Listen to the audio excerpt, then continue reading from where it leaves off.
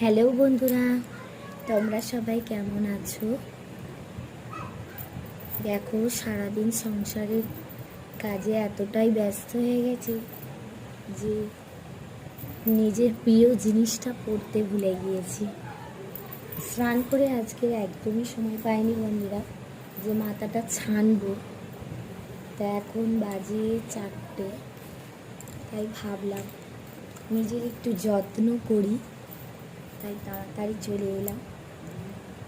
দেখো বন্ধুরা, মেয়েদের সবচেয়ে প্রিয় জিনিস এই সিঁদুর, যেটা মেয়েরা রোজে করে থাকে। সিঁদুর ছাড়া স্মৃতিটা পুরো অসম্পূর্ণ, তাই না বন্ধুরা? দেখো, মেয়েদেরকে স্মৃতিতে সিঁদুর পরলে কিরম দেখতে লাগে।